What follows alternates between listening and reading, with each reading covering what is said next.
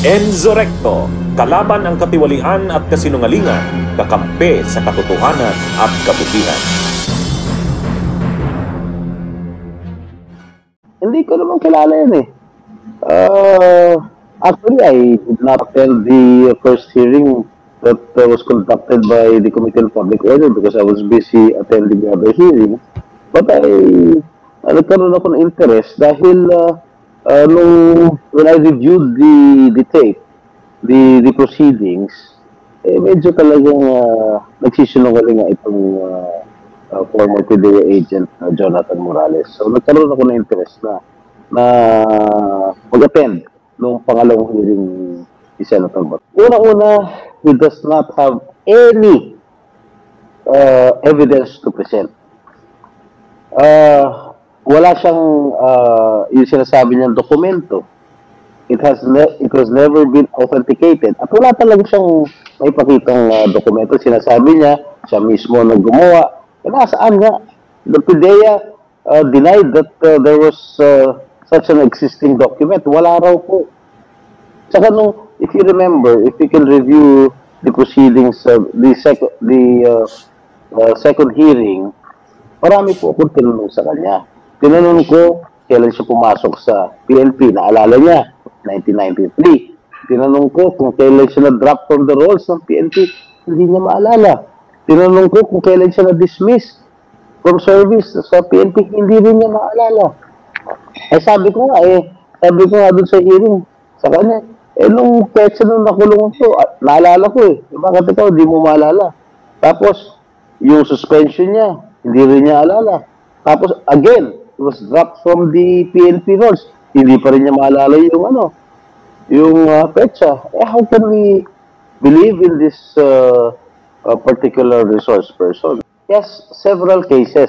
In fact, meron pang may mugshot nga. Violation of Section 91 and 92 of Republic Act 9165. Ito tungkol sa drug cases ito. Bungling of drug cases. Tapos, sa Civil Service Commission, binasahan ko rin siya. Meron din siyang kaso.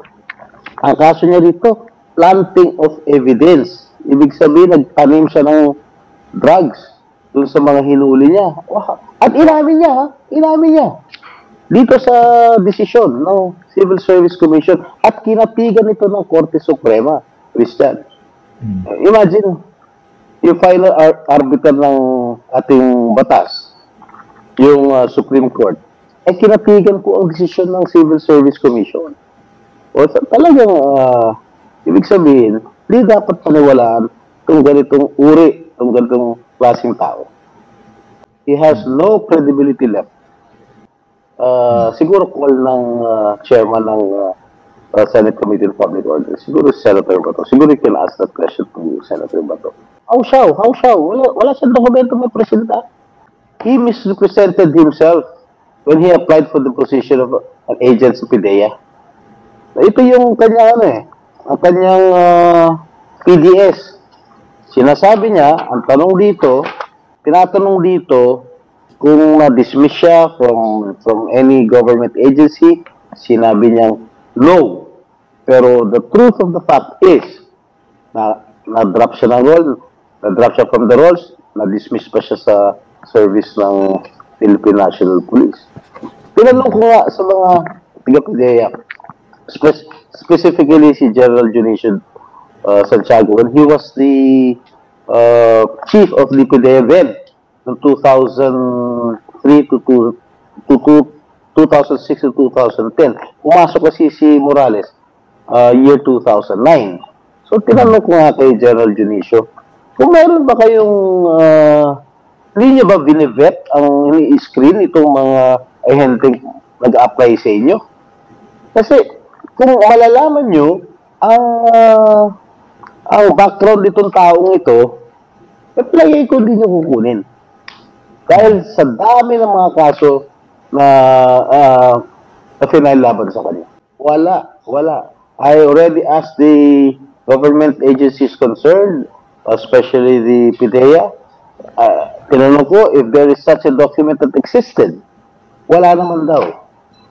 No such document existed. At ang pinapakita niya kasi, meron dokumento, sinasabi niya, alleged leak documents. Okay? Pre-operation report. Walang nakapirma. Siguro binuro ito, snowflake to. Usually, ang sinasabi ng PIDEA rito, the subject pre-operation report and authority operate introduced in the public are purely fabricated. Walang control number. Usually, ang PIDEA, yung form ng PIDEA, pag may pre-operation report, meron control number. Dito, sa particular na dokumento, wala pong control or wala pong control number to. That is why we can say that this piece of evidence, or if you may call it piece of evidence, this is purely fabricated. Sinagot na ng mga taga-PIDEA yan. Actually, dito sa report ng PIDEA, sinabi purely fabricated to. Walang ganitong klaseng report dahil nga walang control number. Yun ang sinagot ng PIDEA. Supposedly, dapat yung whistleblower, ito si Jonathan Morales, as far as I'm concerned, dapat siya yung the burden of proof lies to him. No? Dapat siya magbigay ng ebidensya. Bakit hanggang ngayon? Nakatatlong hearing na kami. Wala pa rin siya pinapresenta ebidensya. Yung walang picture siya pinapakita. Not a single piece of evidence has been presented before the committee. Kaya yata nag-umpisa nito dahil ang balita ko, yung isang vlogger, sikat na vlogger, doon yata nag-umpisa na mayroong pinakita mga video. Ang problema kasi, ang sabi niya ni Morales kasi tinanong siya ni Senator Bato bakit nauna pa ipalabas o binigay yung video sa vlogger kaysa dito sa committee ito. At nag-apologize naman itong si Morales.